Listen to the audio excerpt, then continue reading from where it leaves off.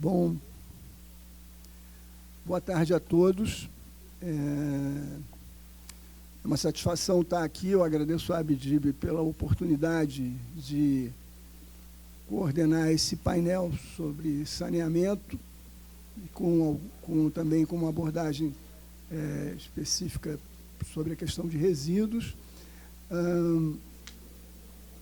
É um momento muito bom do setor. A gente está chegando, estamos às vésperas do 5º ano de aniversário do novo marco legal, 15 de julho, completam 5 anos, e a gente tem um momento de muita coisa acontecendo, muito investimento sendo realizado, muitos leilões que já aconteceram e mais leilões que estão aí em linha para acontecerem ainda esse ano.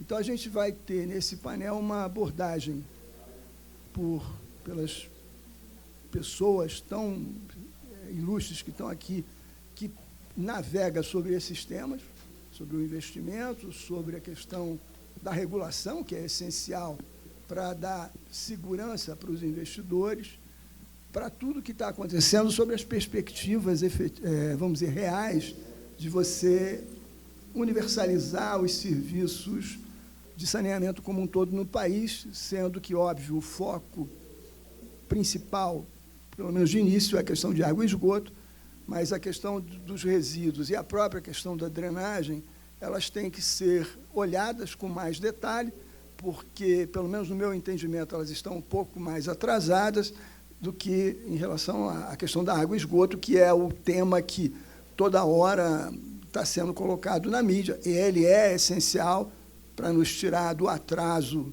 secular, mas a gente tem que olhar para os outros segmentos do setor de saneamento com a mesma dedicação que se tem olhado para a água e esgoto.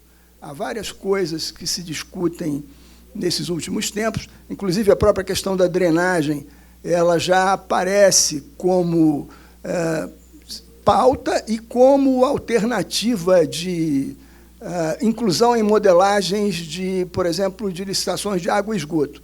Não a questão de resíduo, que, pelo menos, na minha opinião, ela precisa ser tratada à parte. Quer dizer, você não vai dificilmente licitar um bloco para serviços de água, esgoto, drenagem e resíduos. Eu acho extremamente difícil que você consiga formatar isso do ponto de vista regional de uma forma eficiente.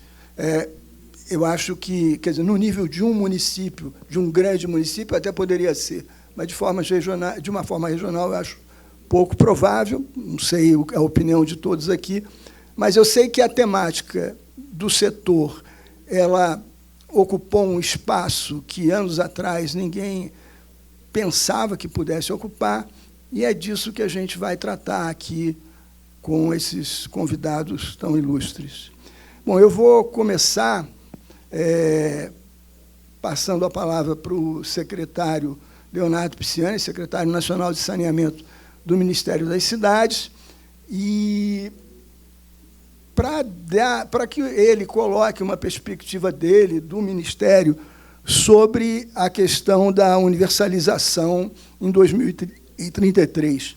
Pegando na minha cola, aqui seria basicamente para ele falar sobre o que ele acha que ainda pode ser feito para poder chegar nessa universalização em 2033, como preconiza o marco legal. Lembrando que, no próprio marco, além de 2033, para os casos mais difíceis, os de mais difícil viabilização, do ponto de vista econômico, financeiro e, eventualmente, social, a universalização poderia acontecer até o início de 2040. Por favor, secretário, a palavra é com você. Uma boa tarde a todos. Queria, Rogério, em teu nome, agradecer a Abdib pelo convite, pela oportunidade de debatermos aqui a temática do saneamento, cumprimentar os demais participantes, né, o Celso, o Nazareno, a Daniela, a Luciene, cumprimentar a todos que participam. Rogério, a gente tem uma perspectiva, né, de que a decisão da lei de estipular o prazo de 2033, evidentemente, como você bem frisou, com algumas exceções, podendo ir até um pouco mais, até 2040, foi uma decisão muito acertada, porque ela foi um mecanismo de mobilização do problema, da solução do problema. É importante a gente fazer esse corte, né, que o prazo, esse prazo de 2033, ele está, evidentemente, estipulado para as componentes de água e esgotamento sanitário.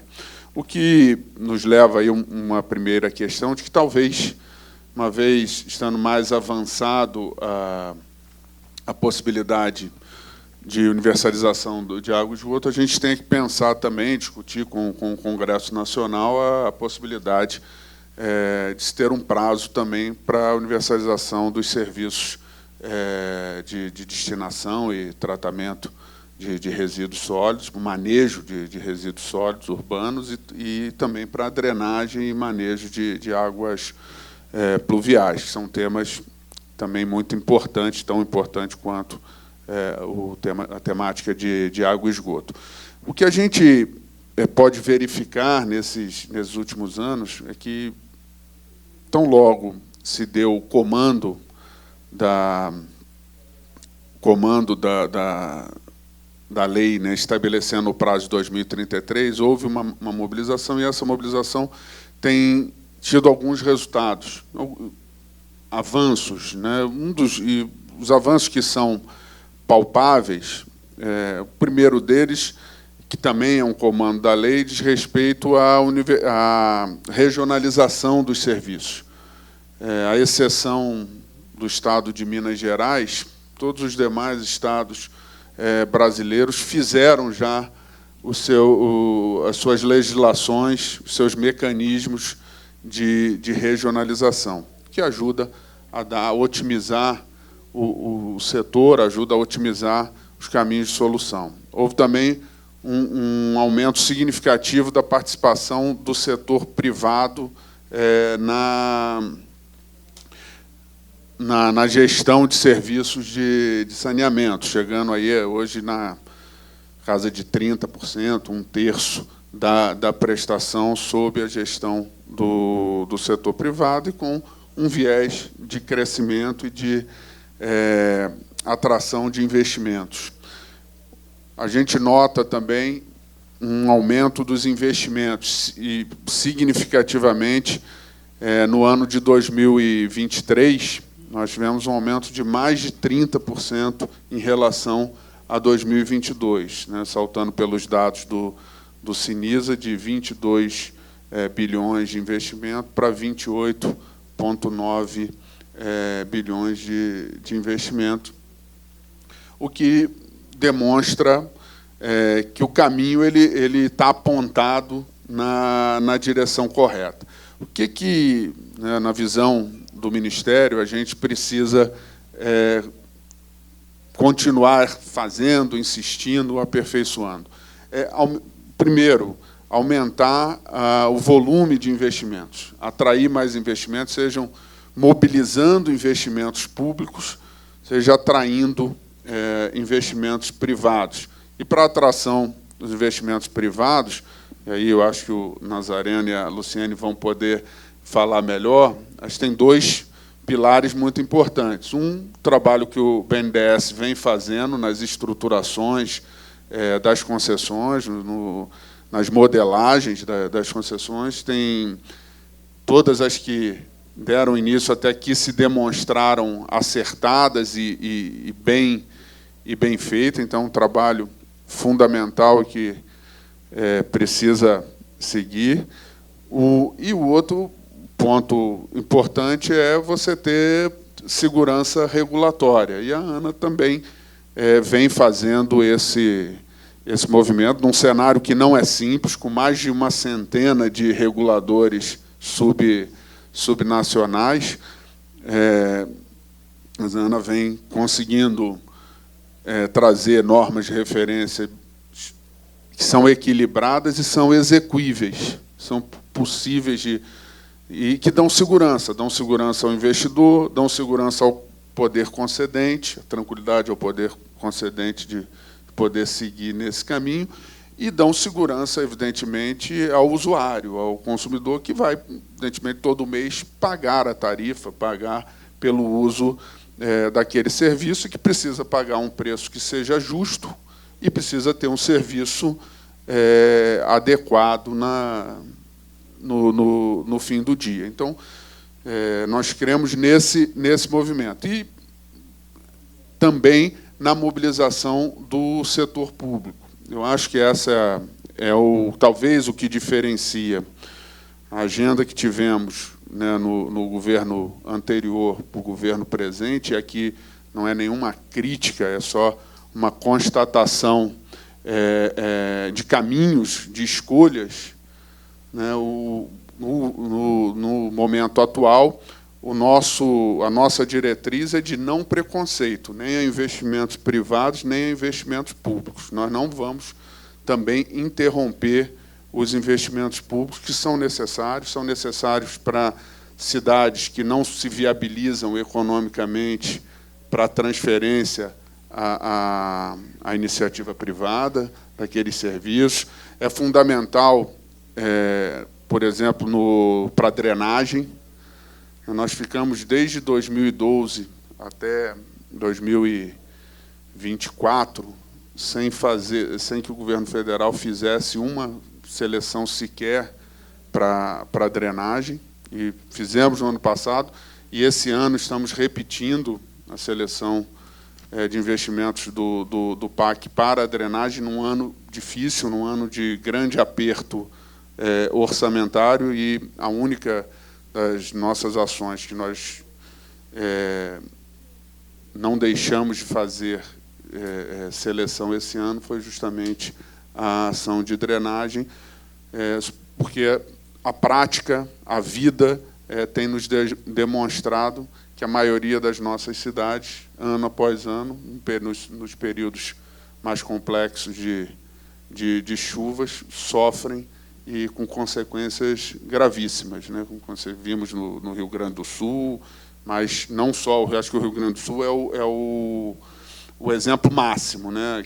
de destruição, da magnitude que esses fenômenos climáticos, que estão cada vez mais recorrentes, podem ocasionar, mas todas as nossas regiões sofrem, e tem cidades e locais que sofrem com essa questão. Então, é necessário fazer ainda muito mais investimentos, mas, mesmo num ano de aperto orçamentário, nós vamos manter os investimentos na drenagem, manter em andamento, em execução, os projetos que foram, no ano passado, selecionados e que estão em andamento também, de água, de esgoto, de resíduos.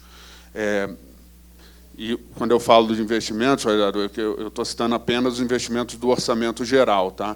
Nos nossos demais mecanismos, né, no programa Saneamento para Todos, que é a linha de financiamento que o Ministério faz a gestão, né, com recursos do FGTS, esse, sim, permanece em total funcionamento, uma plataforma contínua e que atende a todas as componentes, está aberto, inclusive, nesse momento, a todas as componentes do saneamento, água, esgoto, drenagem, resíduo, seja para o setor público, seja para o setor privado.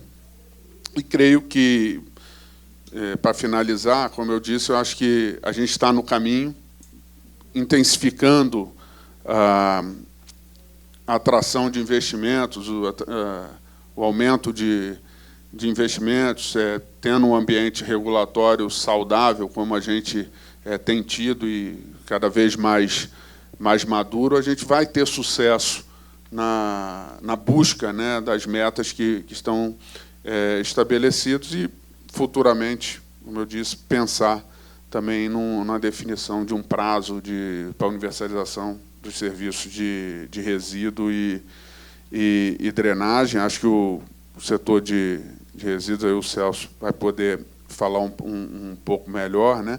Mas eu creio que há uma necessidade, é um setor que precisa de uma articulação interfederativa muito grande, ele é um setor estritamente de decisão do poder local, da competência das prefeitas e prefeitos brasileiros, mas que tanto o governo federal como os governos estaduais precisam agir como agentes de articulação interfederativa, avançar nos processos de regionalização que nos permitam encerrar os 1.600 lixões que a gente ainda tem pelo país e ir migrando para soluções e para uma rede, né, de logística e de destinação final e também de aproveitamento e de tratamento dos resíduos mais eficientes do que a gente tem hoje. O setor tem avançado significativamente, mas eu creio que a gente tem um dever de casa, e aí não só o governo federal, mas todas as esferas como um todo, de promover essa articulação, e acho que o mesmo vale para a drenagem, que acho que ainda está um passo ainda mais atrás. Talvez a drenagem possa, sim, em alguns casos, integrar algumas concessões junto com a água e esgoto, que seria um case, um avanço bastante significativo. Rogério, eu creio que essas eram as principais considerações. Agradeço a oportunidade e já peço escusas se me alonguei demais. Não, que isso. Muito obrigado, secretário. Ótimas as suas colocações. E, de qualquer maneira, por elas, a gente vê que o investimento está crescendo. Esse número do Cinesa de 28, mais quase 29 bi de investimento em 2023, 23 ou 24? 23. Ele é mais do que o dobro, se eu não me engano, do investimento de 2019, por aí, que era na faixa de 13, 14. Ou seja, a gente já dobrou o volume de investimento num ano, com um período curto de vigência do novo marco legal. Então, a perspectiva de crescer, de continuar crescendo, eu pelo menos particularmente entendo que é uma perspectiva quase que certa. Tá? Bom, mas eu vou passar, então, agora para Luciene Machado, superintendente da área de soluções para as cidades do BNDES, uma pessoa que todos no setor conhecem muito bem pelo trabalho no banco, o trabalho significativo que ela vem desenvolvendo historicamente no BNDES e principalmente junto ao setor de saneamento. Há uma gratidão, inclusive, vamos dizer, nossa, de todos aqui, pelo trabalho de vocês lá. Tá? Bom, eu teria duas perguntas encadeadas. Uma é sobre a estruturação de projetos que o BNDES vem fazendo na área de saneamento, notadamente água e esgoto. Qual é a evolução que você prevê para o pipeline nessa área? E, na sequência, já que a gente falou de investimentos aqui, eu comentei, o secretário trouxe esse número de 2023, eu fiz esse comentário, eu gostaria que você, enquanto BNDES, fizesse uma avaliação de como vocês estão enxergando a materialização de tudo que já foi sendo contratado nessa nova fase do setor. Por favor. Obrigado, Luciene. Obrigada, Rogério. Acho que dá para ouvir, né? Dá. Então, primeiro, boa tarde. Também, como secretário, queria agradecer, na pessoa do Rogério, o convite para o banco participar, mas acho que até um pouco mais, né? Agradecer e parabenizar a Abdib pelos 70 anos. A gente sabe como é difícil, né, num país como o nosso, em desenvolvimento, que ainda tem que ultrapassar tantas barreiras, ter instituições longevas e associações longevas. Então, acho esse fórum aqui absolutamente fundamental, inclusive para que a gente, de novo, traga o tema do saneamento, atualize as principais questões. E acho que, do nosso lado, lá no banco, a gente olha para essa questão sobre esses dois prismas já há algum tempo, né, sobre como trazer a participação privada de forma mais intensa. E aí, conversando um pouco com esse desafio que o Rogério falou, de aumentar os investimentos, também sendo agnósticos em relação ao modelo, né, e sem preconceitos em relação ao investimento público, mas reconhecendo as limitações objetivas que os orçamentos públicos em quaisquer esfera enfrentam para dar conta desse propósito aí tão nobre, né, da universalização, como o marco legal trouxe.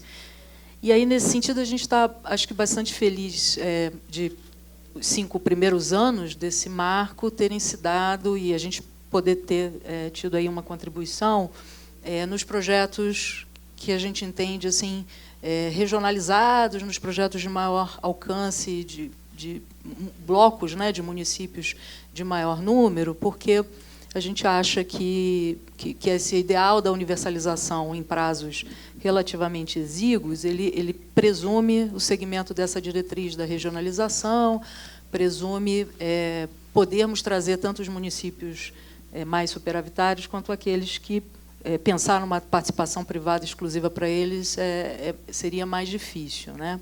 Então, o que o banco fez, eu acho que, num primeiro ciclo de projetos, que mais de 21 milhões de pessoas beneficiadas aí em uma série de projetos, pelo menos 13 leilões, mais ou menos 50 bilhões de investimentos previstos no âmbito desses modelos de concessões, PPPs, enfim.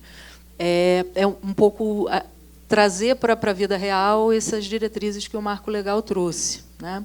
E tentar, obviamente, entender a realidade local, e aí não é só da prestação objetiva do serviço, de como ela se dá, se a participação da companhia estadual é mais ou menos representativa, com mais ou menos vulnerabilidade, mas também trazer em conta as questões institucionais e políticas, que são, em grande medida, determinantes do arranjo final a ser adotado e até do sucesso desse arranjo, né? A regulação talvez seja um elemento, olhando aqui para o Nazareno, a regulação, a nosso ver, é um elemento nesse panorama do cenário institucional que precisa ser observado, né? Então, aqui o desafio de prestar um melhor serviço, de maior cobertura e de mais qualidade, ele é bastante complicado, né? Não é por isso, não é por outra coisa que acho que no século XXI a gente ainda tem os gaps que a gente tem, porque, de fato, é uma tarefa não trivial. E aí, a partir desse primeiro ciclo, nós começamos um segundo ciclo de projetos, também regionalizado, com o Estado de Sergipe ano passado, em setembro, agora em abril, com o leilão dos blocos do Pará, e a gente imagina poder dar continuidade esse ano com pelo menos 2 outros projetos também de Estado todo, né?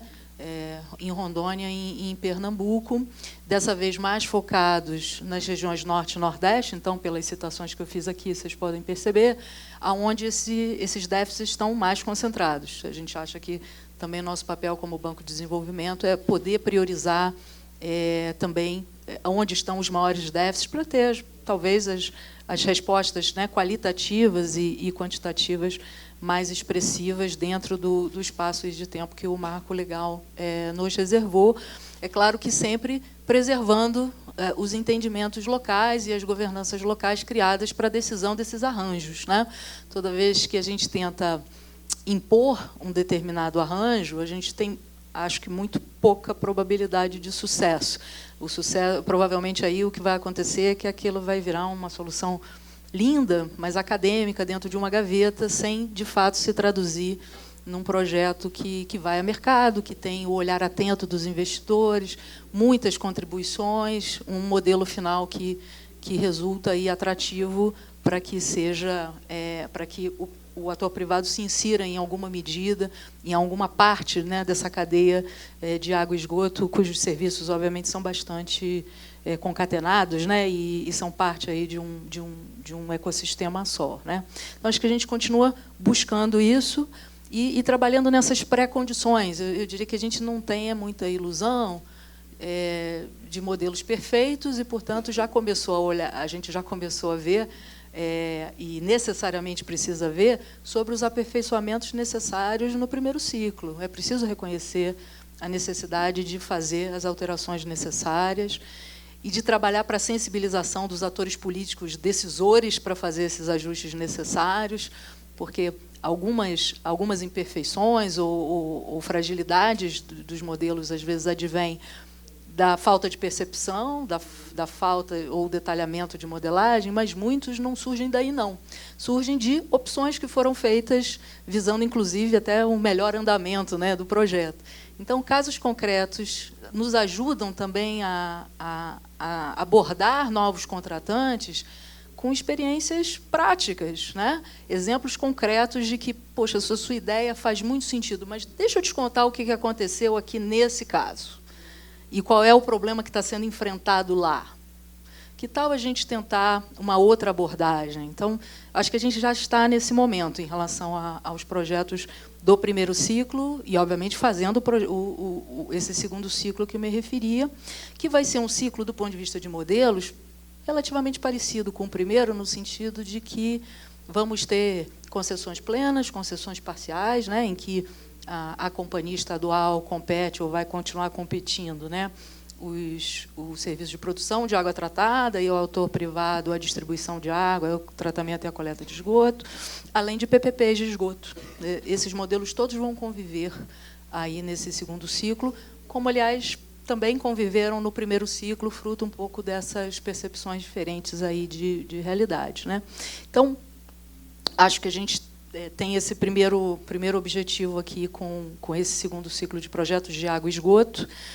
Também, nesse segundo ciclo, estamos trabalhando 2 projetos de resíduos sólidos numa concepção regionalizada, o que é um grande desafio. Vou deixar, obviamente, para o Celso abordar melhor aí os desafios do que seria uma concepção regionalizada, no caso de resíduos sólidos, que é, na verdade, um conjunto de etapas muito diferentes entre si, com atores e elementos de sucesso muito diferentes em cada etapa, até a destinação final, e, nesse sentido, difere muito, né, dos serviços de água e esgoto, mas estamos tentando levar uma abordagem, enfrentar as principais questões identificadas, que de fato, né, do ponto de vista da comparação com água e esgoto, ainda nos oferecem barreiras ainda iniciais a serem ultrapassadas, né? A cobrança, não só a instituição dela, é tarifa, é taxa, a forma dela, né? É um cofaturamento com o quê? Com água e o serviço de água e esgoto, com a energia elétrica, com o quê, né? Então, questões básicas, a priori, que precisam ser ultrapassadas se a gente quiser trazer o ator privado para pelo menos uma das etapas ou algumas das etapas na prestação desse serviço, né? Regulação, enfim, tem uma série, na verdade, de temas aí a serem tratados. Acho que o desafio para esse ciclo, sob o nosso ponto de vista lá no banco, é, pelo menos, ser capaz de oferecer uma primeira modelagem de serviços regionalizados para escrutínio geral, para termos aí uma visão do mercado e podemos ir deixando claros as lacunas que a gente precisa sanar, mas também os aperfeiçoamentos a título de modelagem, que, porque nós temos muito pouco conhecimento do ponto de vista da estruturação, a gente ainda não conseguiu abordar assim de uma forma mais integral, né?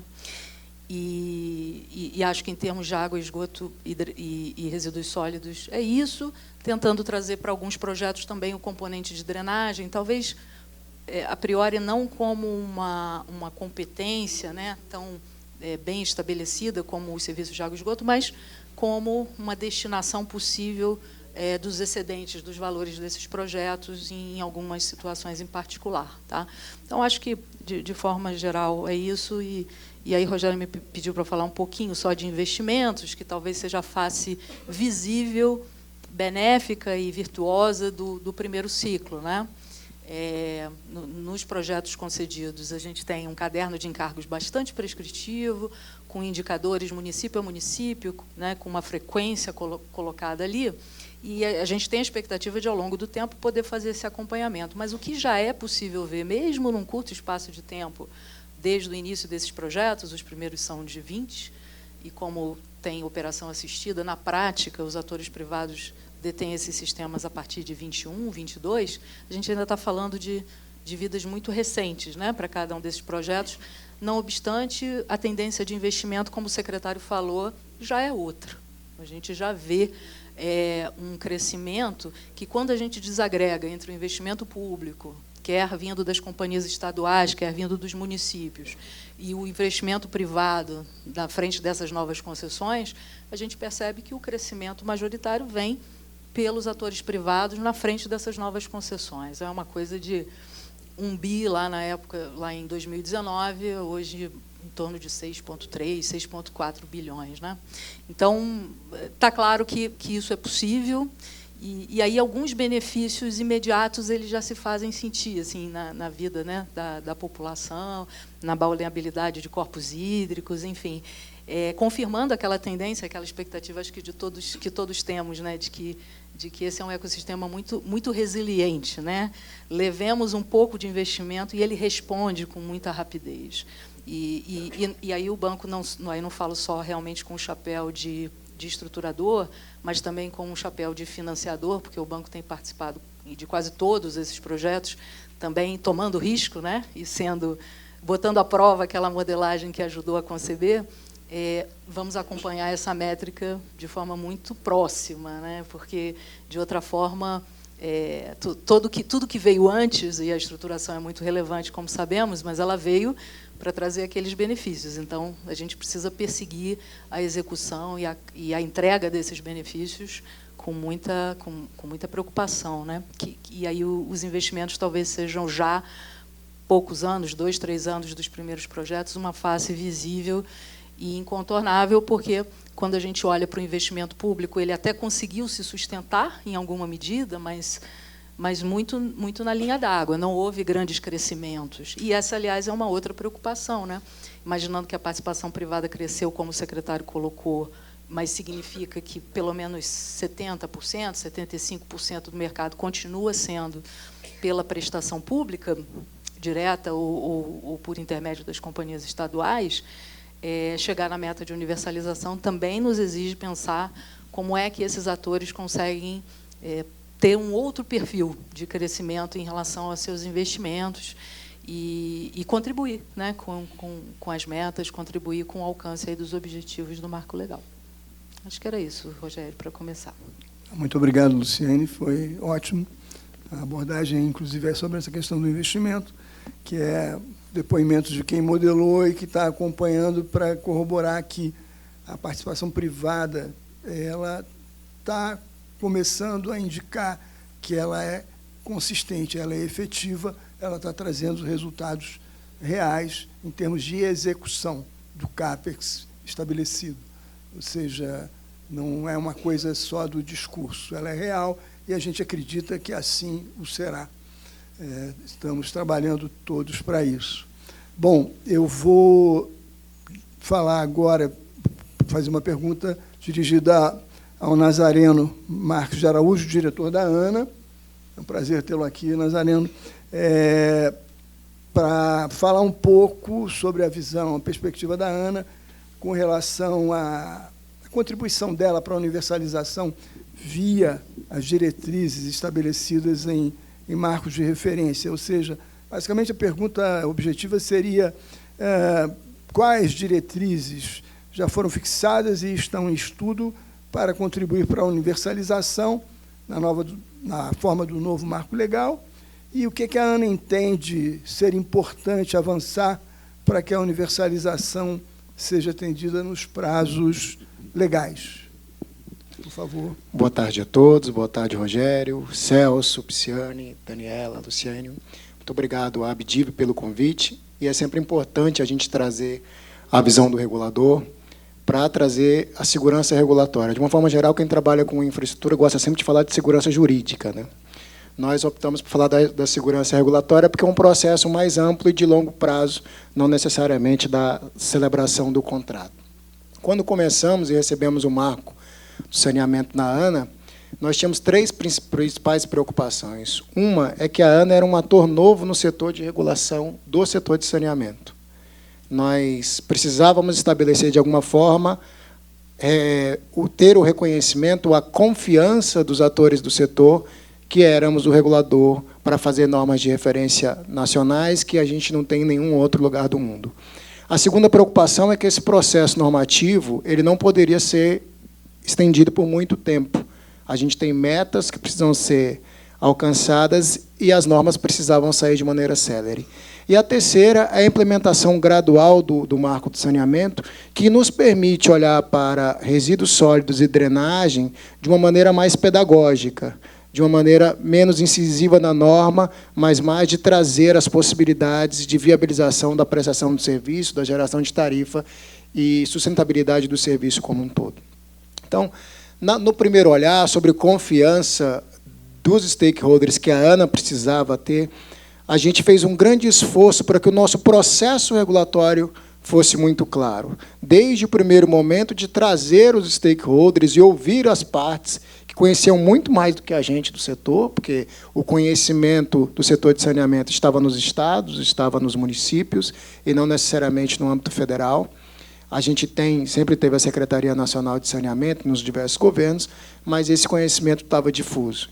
Então, a gente fez questão, desde o primeiro momento, de trazer as partes envolvidas, trazer quem está lá na ponta, para que o nosso processo regulatório tivesse credibilidade. E que esse processo regulatório obedecesse a boas práticas internacionais. Por isso, trouxemos a OCDE para nos auxiliar nesse processo, e nos submetemos a alguns processos de certificação em relação ao processo regulatório. Até hoje, nós nos submetemos a 6 processos de certificação, e em todos esses 6 processos nós obtivemos selo ouro, como boa prática regulatória. Então, acredito que uma das coisas boas que o regulador pôde oferecer é a qualidade do processo regulatório com o qual estão sendo construídas as normas de referência. Sempre lembrando que a gente pode melhorar, mas a gente tem hoje um padrão de qualidade, onde todo mundo sabe o que a gente está regulamentando, por causa da nossa agenda regulatória, todo mundo sabe quais são as etapas de participação e, principalmente, a gente tem conseguido entregar as normas nos prazos que a gente estabeleceu. Esse é um ponto. O outro ponto é não fazer do processo normativo um processo moroso. Nós pensamos, para água e esgotamento sanitário, 13 normas necessárias para que todo o arcabouço tivesse concluído. Então, a gente tem até uma alegria de dizer que, pouco depois do 5º ano, a gente está completando o 5º ano do marco, mas a gente teve pelo menos um ano que o decreto do marco não chegou na ANA, então a gente considera que estamos no 4º ano ainda. Ao final do 5º ano de implementação do marco de saneamento, nós teremos todo o arcabouço de água e esgotamento sanitário estabelecido. Então, desde os primeiros questionamentos dos investidores, como nós faríamos a indenização de investimentos realizados e não amortizados ou não depreciados, foi uma das primeiras normas que nós fizemos. A matriz de risco que os empreendedores precisavam contar para os contratos a serem celebrados, quais as condições gerais de prestação de serviço deveriam ser observadas, então a gente já tem essas diretrizes publicadas. Grandes questionamentos eram feitos, afinal de contas, o que é a universalização do setor de saneamento. Então, a gente teve uma norma específica para isso, para tratar das metas progressivas, dos indicadores de acesso, dos sistemas de avaliação. Isso não foi suficiente. Nós editamos uma segunda norma, onde nós falamos dos indicadores operacionais, para que não houvesse qualquer dúvida acerca do que fosse universalização e como se calcular a universalização, para que nós tivéssemos clareza.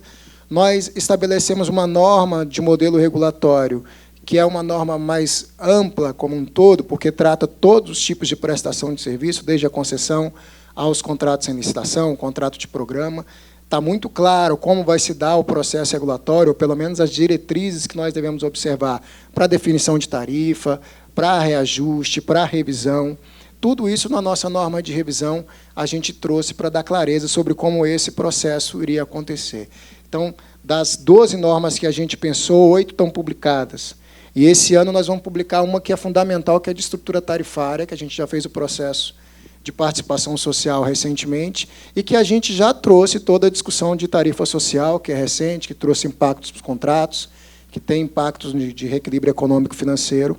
A gente acabou de fazer a consulta e esperamos publicar essa norma central para o marco de saneamento de estrutura tarifária até dezembro, juntamente com a nossa norma de contabilidade regulatória.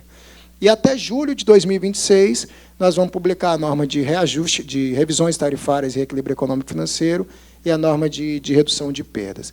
Então, até julho de 2026, tudo que os reguladores infranacionais precisam de padrão sobre água e esgotamento, a ANA terá oferecido e terá feito o papel que a gente tem feito mais pedagógico, de levar isso às agências infranacionais, de dialogar com os prestadores de serviço e trazer essa confiança que eu me referi no primeiro ponto. E aí, para ir para o terceiro ponto, que é já a implementação da primeira norma que nós fizemos na ANA, foi a norma de resíduos sólidos. A gente estabeleceu a norma para instituir a cobrança, que é um dos principais problemas. Apenas 1.500 municípios brasileiros cobram pelo serviço de resíduos sólidos e 84% deles cobram por meio de taxa. E o que cobram não é suficiente para pagar pelo serviço.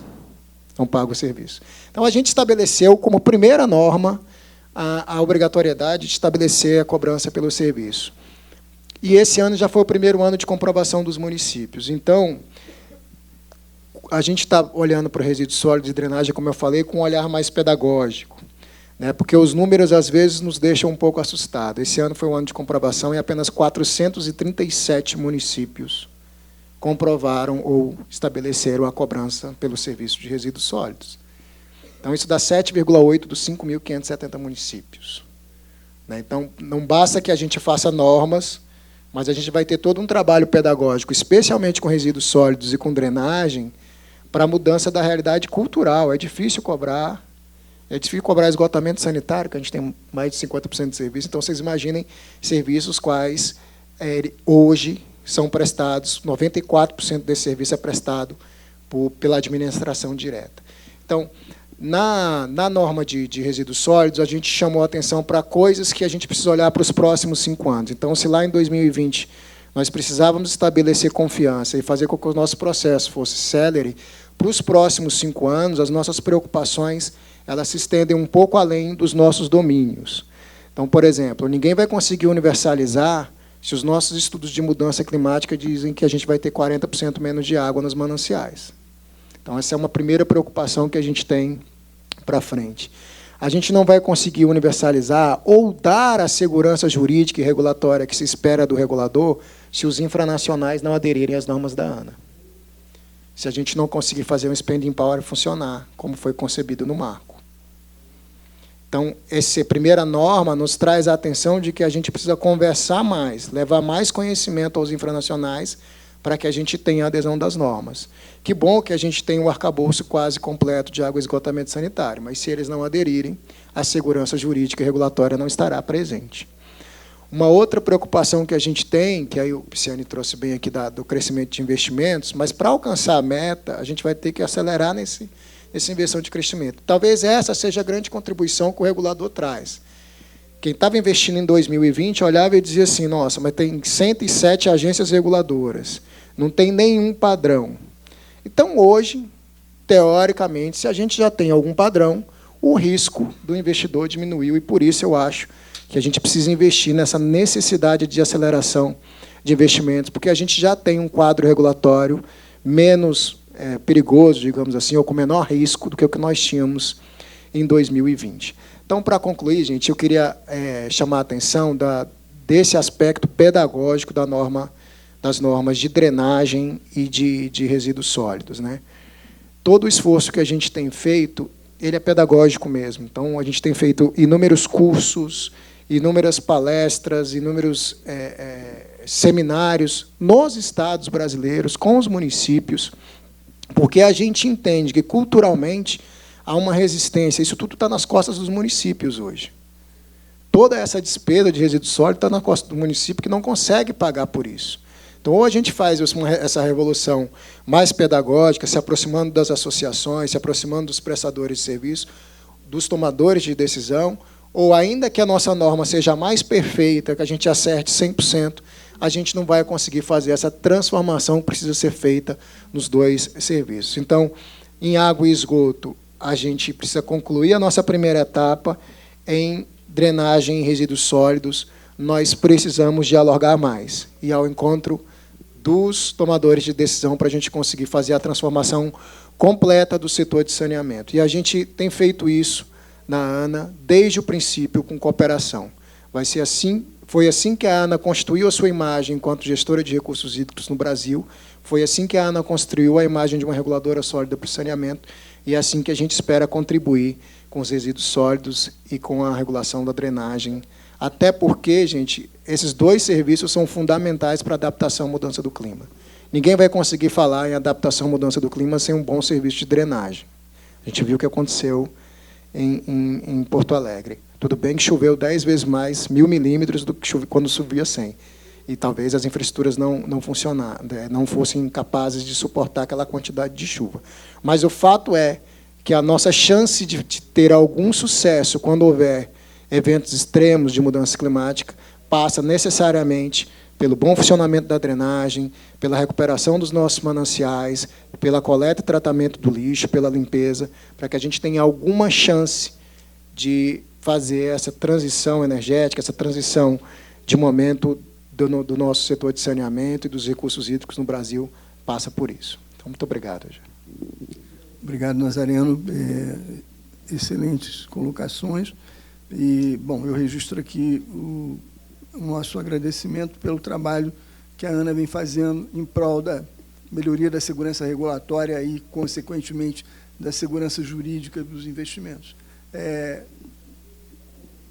Num setor em que você tem uma regulação, vamos dizer, que em geral é municipal e já tem mais de 100 agências, a criação o estabelecimento dessas normas de referência, o trabalho pedagógico que você bem citou, é essencial para a gente conseguir ter sucesso. Quer dizer, todo o investimento que o lado privado vem fazendo está aposta no trabalho de vocês, eu posso garantir que a gente conta com o sucesso de vocês para o nosso sucesso mais adiante mesmo, porque é o que vai trazer estabilidade para o investimento no setor. Muito obrigado mais uma vez. Bom, vou agora passar a palavra para Daniela Matos Sandoval Colli, que é vice-presidente de Assuntos Corporativos e Regulatórios da BRK Ambiental, minha colega de setor, do lado privado, já de bastante tempo, uma pessoa super competente e uma grande especialista na área de regulação. Eu vou pedir a Daniela para falar sobre quais seriam os desafios regulatórios que ela entende que temos para a universalização dos serviços de água e esgoto ser alcançada em 2033. É uma pergunta aberta, exatamente para que você possa falar da sua percepção do assunto regulatório, quer dizer, do lado de um operador privado de serviços. Obrigado, Dani. Obrigada, Rogério. Obrigada a todos. Boa tarde. Queria agradecer aqui o convite. Obrigada aos colegas pelo debate. São alguns desafios que temos pela frente, muitos. São 900 bilhões ainda que precisam ser investidos, então a gente tem ainda bastante desafio, que eu vou falar aqui, alguns deles, na minha opinião. Mas lembrando também que a gente evoluiu muito. Estava aqui, enquanto a gente conversava, pensando nos vários debates que tínhamos há alguns anos atrás. Então, passamos por discussões diversas sobre o saneamento tem que ser feito pelo público, o saneamento deve ser feito pelo privado. Essas discussões existiam, sei lá, 5, 6 anos atrás, e a gente chegou à conclusão que todo mundo precisa fazer saneamento, porque ou a gente se junta ou não vai acontecer, né?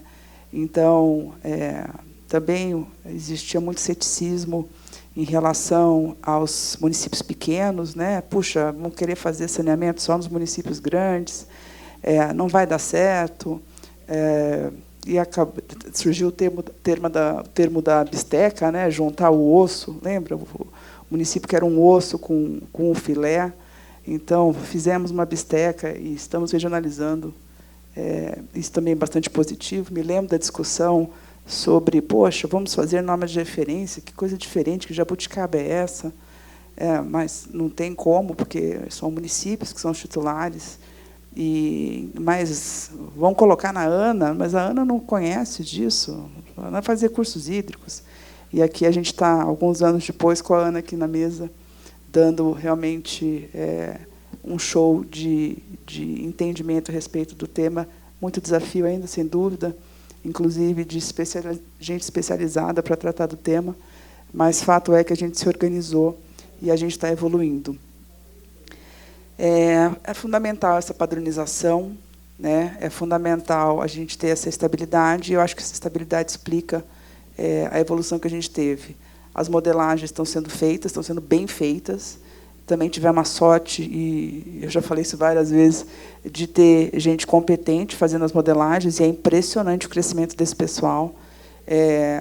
E de todo mundo, né? A gente vai se especializando, as pessoas do saneamento normalmente vieram de outros setores e foram aprendendo aos poucos, e os temas foram amadurecendo.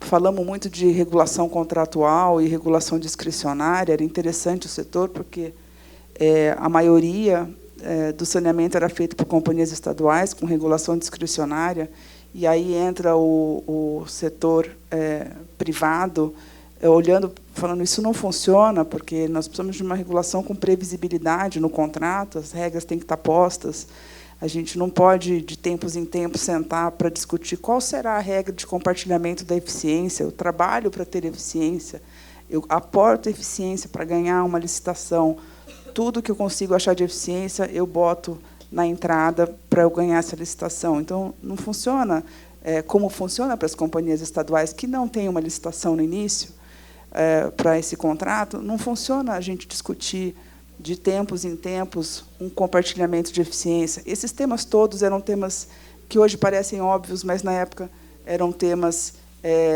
muito discutidos, e a gente foi assentando, aos poucos, esses conceitos. Vou dizer outro, inflação.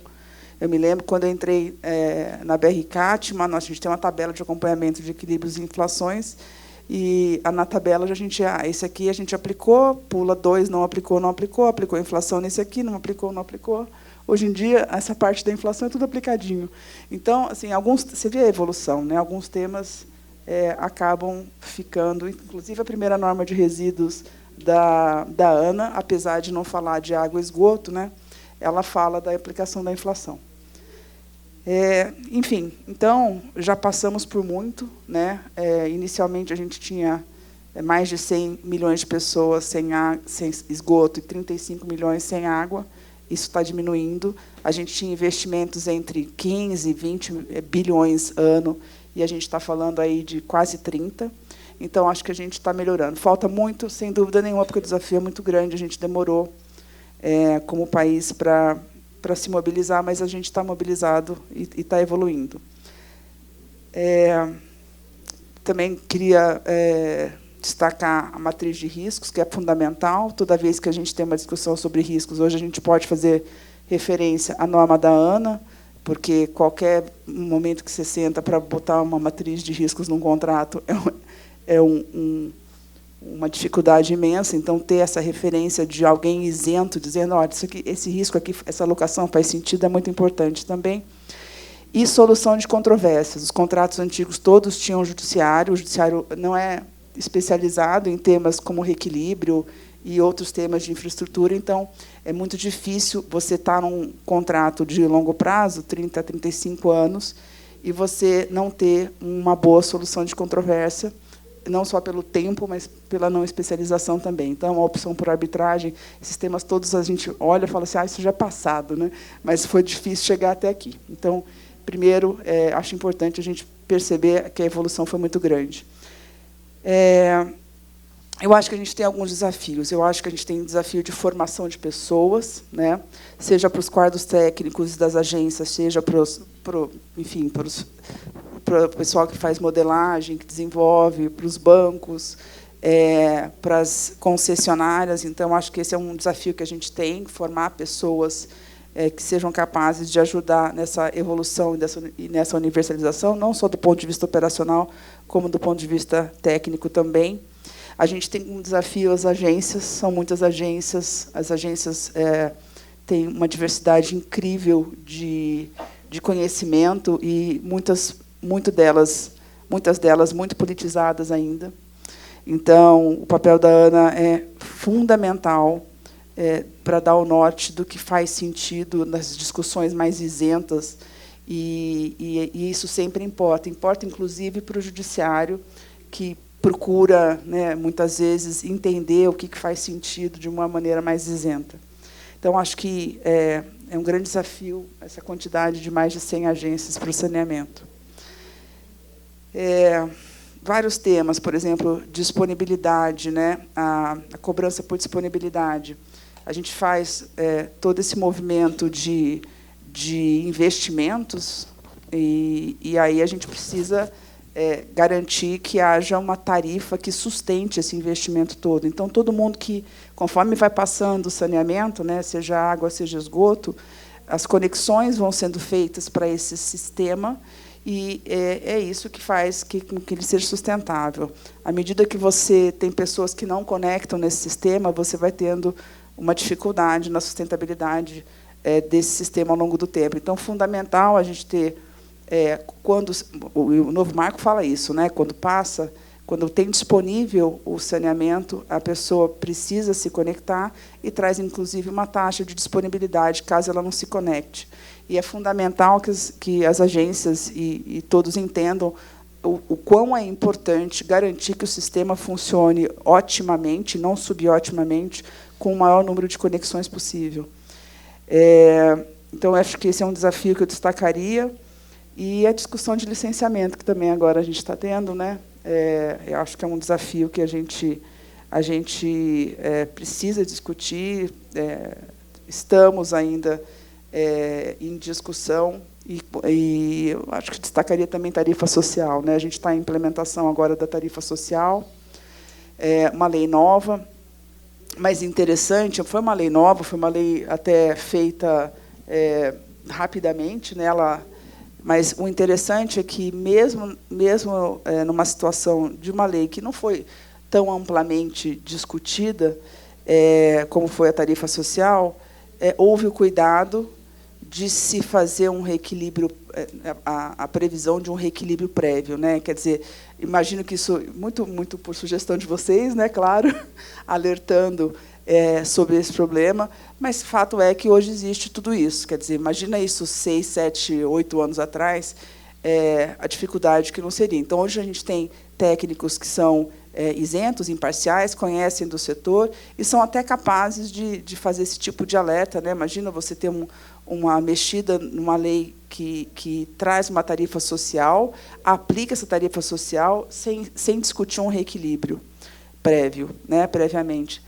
Tem lugares que talvez seja até inviável a tarifa social, tamanho a necessidade daquela população e a dependência do CAD único, que é o fator principal para a tarifa social. Então, enfim, quando a gente hoje fala desses temas todos, a gente está num outro momento, né? Eu acho que a gente estava ali no nível básico do saneamento há 7 anos atrás, e agora a gente começa a atrair cada vez mais investimentos e ter estabilidade, mais segurança jurídica. O tema passa a ser conhecido justamente porque a gente já passou por muita coisa e a gente está hoje tendo novos desafios, mas mais avançados do que a gente tinha antes. Então, é bastante interessante participar dessa evolução toda, e eu acho que temos muito ainda a discutir para até a universalização.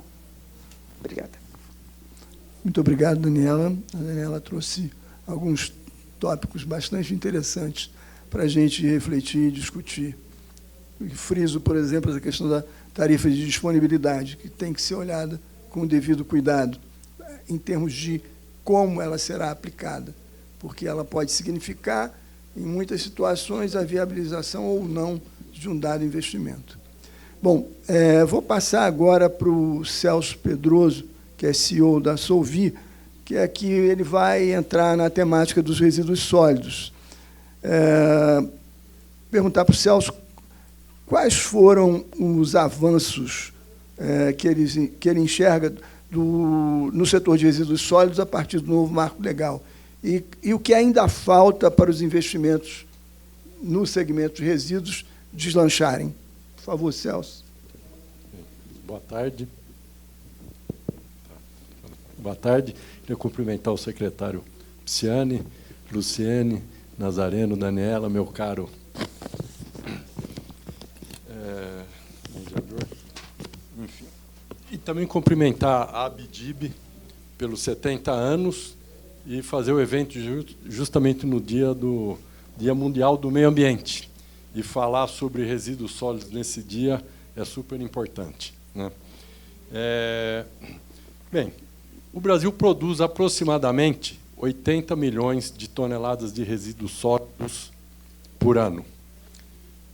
Aproximadamente 20 milhões é o resíduo pós-industrialização, né, que sai pós a indústria.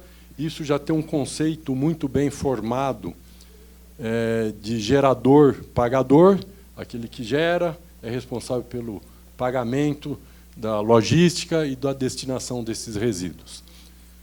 60 milhões de toneladas é o pós-consumo, e está aí o famoso resíduo domiciliar, como nós conhecemos. Isso acaba sendo gerado nas residências, pequenos comércios, e invariavelmente cai sobre as costas das finanças municipais, né?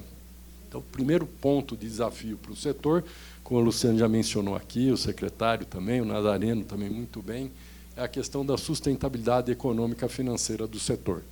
Nós temos que procurar, Luciano, uma proxy que ela atenda duas características. Primeiro, que ela seja justa, né, uma proxy de cobrança, que ela seja justa. Quem produz mais, paga mais. E também que incentive a reciclagem. Quem recicla mais, paga menos, né? Temos algumas experiências assim em Santa Catarina, já, com algumas proxies lá. É viável, é adequado, consegue-se fazer para o setor. Bem, outro ponto também que eu acho que nós temos que trabalhar na parte de resíduos sólidos em concessões é a questão de incentivar as receitas acessórias. As receitas acessórias, no nosso entendimento, teria que estar fora do plano básico da concessão, né? Não está dentro do conceito básico da concessão, de tal maneira que incentivar as concessionárias a investirem em modernização, contratos de longo prazo, vamos precisar modernizar o sistema ao longo do tempo, com novas tecnologias, com inovações que nós tenhamos. E essas receitas acessórias terem claramente definidos já inicialmente como é o compartilhamento delas. E também para tecnologias novas, por exemplo, de biometano, que está crescendo muito agora, os primeiros anos você não compartilhar a receita até a consolidação do projeto. Nós tivemos algumas experiências, fomos um dos pioneiros em produzir energia elétrica com biogás de aterros sanitários, e a primeira térmica que nós fizemos, nos 5 primeiros anos, nós não conseguimos gerar nenhum resultado, né? Só foi prejuízo. Porque você tem que consolidar, trazer tecnologia de fora, aprender a como que vende, como que opera, enfim, até você consolidar. Então, tem que ter um tempo para a receita acessória ser compartilhada com o poder concedente. E de uma forma clara, incentivando isso, isso, no médio prazo, traz um benefício direto para o poder consequente e, consequentemente, no final, para o usuário que arca com essas despesas dos custos do tratamento de resíduos sólidos. Outro ponto importante para se discutir é a regionalização. Os resíduos sólidos ele tem dois grandes serviços. Um é a parte de coleta e transporte, que é a logística, e outra parte de tratamento e destinação final de resíduos. A parte de logística, é coleta e transporte, ela pouco tem ganho, ou quase nada tem, com uma regionalização, né? Ela tem muito a ver com a topografia da cidade, com a densidade da cidade, com algumas características municipais. E você agregar vários municípios para uma empresa única fazer não traz ganho nenhum, muitas vezes traz até dificuldades para se fazer a regionalização. Já na parte de tratamento e destinação final, sim, há ganhos expressivos e sensíveis com a regionalização, né?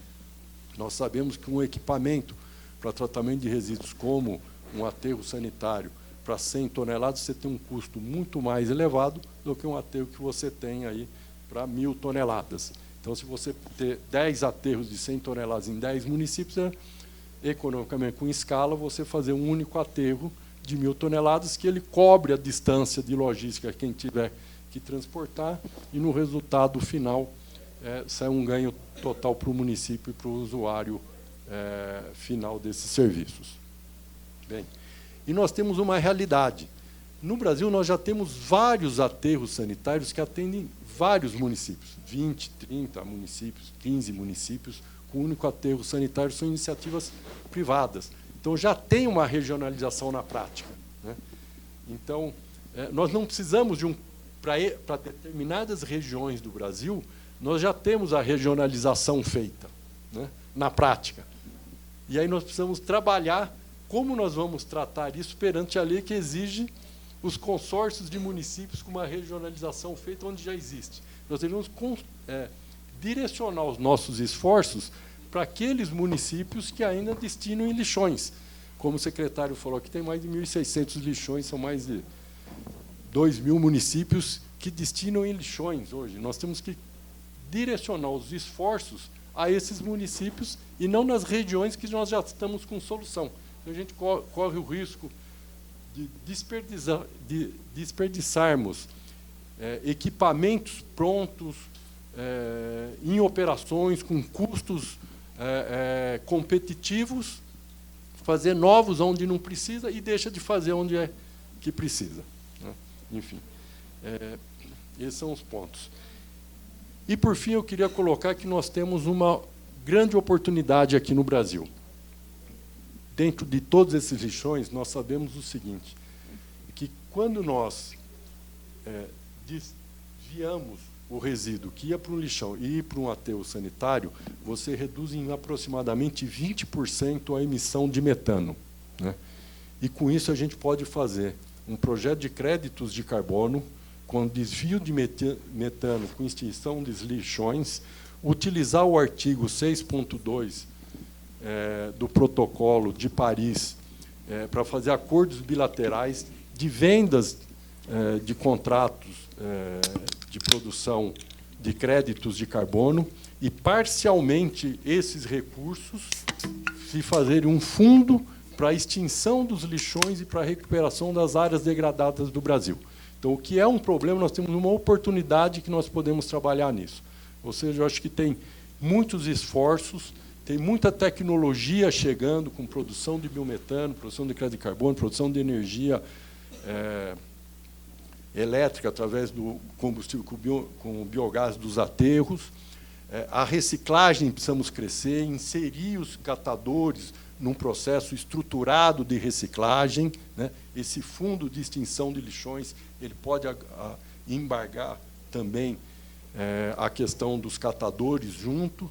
Então, nós temos oportunidades de evoluirmos sensivelmente na parte dos resíduos sólidos, e as empresas, eu não tenho dúvida, do setor de resíduos sólidos estão capacitadas tecnicamente para a gente evoluir nisso daí.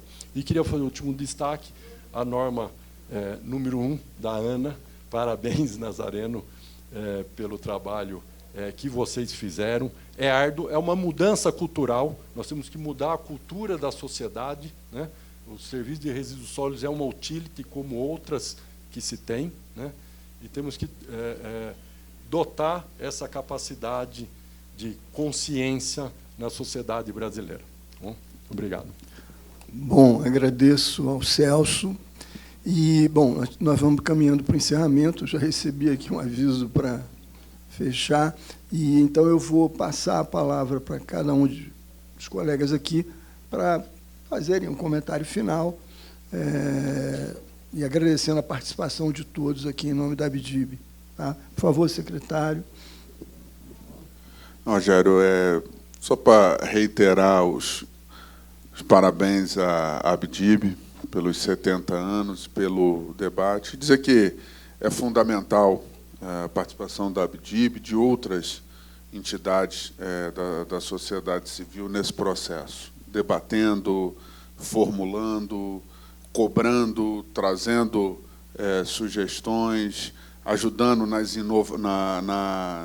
a se encontrar, né, as inovações necessárias para a gente cada vez mais modernizar o setor e os serviços. E é isso,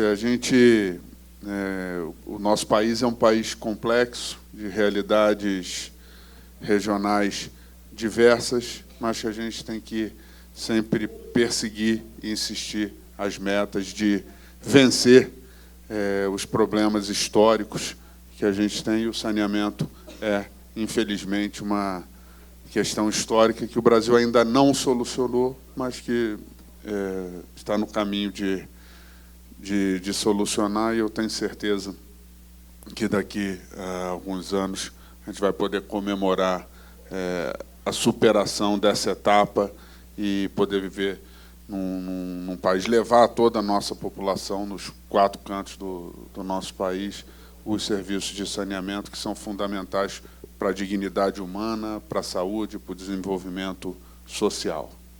Muito obrigado, secretário. Por favor, Luciene. Obrigada, Rogério. Eu vou ficar com também assim uma parte aqui da forma como a Daniela abordou e como o secretário abordou, né, no seguinte sentido.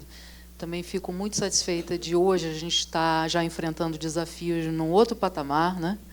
Acho que isso nos motiva muito, né? Porque significa que a gente passou a deixar de reclamar daqueles problemas básicos e evidentes e agora ainda segue muito, eu acho que descontente com os desafios que ainda existem, mas acho que a trajetória ela é positiva, ela é virtuosa, então não é ficar olhando só o copo meio cheio, né? Mas buscar nisso a força para atacar a parte meio vazia, né, do copo, né? E dizer que acho que a gente chegou realmente, como o secretário diz, nesse ponto, porque fomos capazes de criar um movimento igualmente virtuoso de mobilização e de muita gente pensando a respeito, discutindo, sendo capaz de retrabalhar suas convicções, e, no nosso caso, as nossas modelagens, a forma de fazer crédito, a partir dessas contribuições de todos. Então, não tenho dúvida que a gente é sempre insatisfeito em relação ao ritmo, né? A gente quer sempre fazer muito mais rápido e tomara possamos chegar aí nas metas, nos prazos preconizados, mas se chegarmos lá com evoluções, né, progressivas nessas outras camadas de problema, os desafios daquele momento serão outros, né? E é natural que assim seja, porque, pelo menos nós já estamos vendo ali, da nossa experiência, que a gente cada vez mais, hoje, tem desafios mais complexos também do ponto de vista das realidades que ficaram por um segundo momento. Não é surpreendente que primeiro saiam os projetos mais fáceis, isso em qualquer segmento da infraestrutura, né? Depois vêm os médios e, por último, sobram os mais difíceis. Então, lidar com todos esses desafios nos projetos mais difíceis.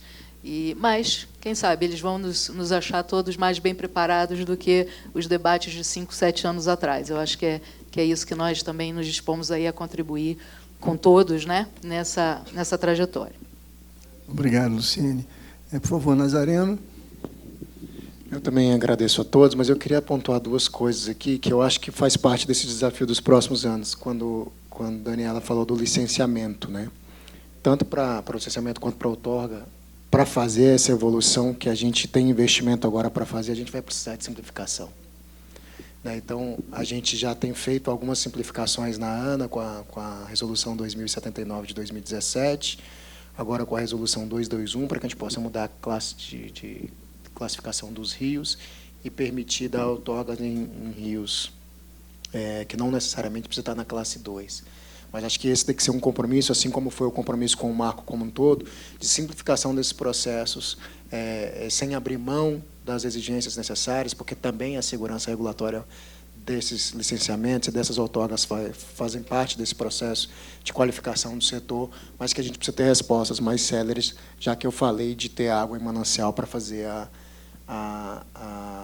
universalização do serviço. E queria chamar a atenção para todos para os próximos momentos da regulação da ANA. Assim, as discussões sobre drenagem têm nos dado uma lição muito importante. A norma de drenagem ela é basicamente conceitual, né? Então, esse alinhamento conceitual que a gente precisa fazer, que agora a gente já discutiu outros problemas, talvez em drenagem seja um momento mais forte, que a gente precisa ter uma estratégia mais forte, mais robusta para alcançar. Então, queria pontuar essas 2 coisas e agradecer a oportunidade a todos no debate. Obrigado, Nazareno. Por favor, Daniela. Obrigada. Só agradecer a participação na discussão, o debate. 2017. Eu fiz uma entrevista de emprego saindo do setor elétrico, bem consolidado, universalizado. E na entrevista diziam, não, mais da metade do país não tem saneamento básico. Eu disse, como assim? Lógico que tem. Já estão universalizando energia, não tem, como assim? Básico, saneamento básico. Não tinha. Achei interessante o desafio. A regulação não é da federal, não é a ANEEL, é município. Cada um é de um jeito. Puxa, bastante coisa. Então, é interessante ver a evolução. Não estamos mais com problemas básicos no saneamento básico. A gente já está no nível avançado. E a gente precisa de cada um de nós aqui, interessados no tema, pensando como é que a gente vai continuar evoluindo. Obrigada. Obrigado, Daniela. Por favor, Celso. Rogério, eu vou convidar a Daniela para agora vir para o setor de resíduos. Ela veio do elétrico, agora já consolidou, já resolveu na água e esgoto. Eu estava pensando nisso, né? Eu falei, puxa, eles estão Vem para o resíduo. Você deu a deixa, vem para cá que a gente está precisando. Aliás, como o secretário disse, a gente precisa envolver todas as esferas federativas aqui, União, Estado, município, apesar de a Constituição colocar que é uma questão municipal, mas a gente precisa dos estados e da União para ajudar no direcionamento e solução dos problemas de resíduos sólidos, né? Eu acho que está aí, eu acho que depende da dedicação de todos nós. Fiquei muito contente aqui com a visão, com a posição de todos vocês do BNDES, da Ana, do secretário, sobre a visão dos problemas do setor de resíduos, né? E queria aí cumprimentar mais uma vez a BIDIB, e parabenizar aqui o Rogério por mais uma condução excelente aí no painel. Obrigado, Rogério. Bom, obrigado, Celso. Obrigado a todos pela presença, por prestigiarem esse painel de saneamento, que, como todos aqui falaram, é muito legal você, 5 anos depois do novo marco, estar discutindo o que está se discutindo aqui hoje. Isso era inimaginável. Há 10 anos atrás, eu trabalhava na Caixa Econômica Federal financiando esse setor. Eu jamais imaginaria que a gente estivesse aqui hoje falando o que está falando. Isso é muito legal e o país está de parabéns por ter acordado para a resolução de um problema de mais de um século. Muito obrigado a todos. Até a próxima.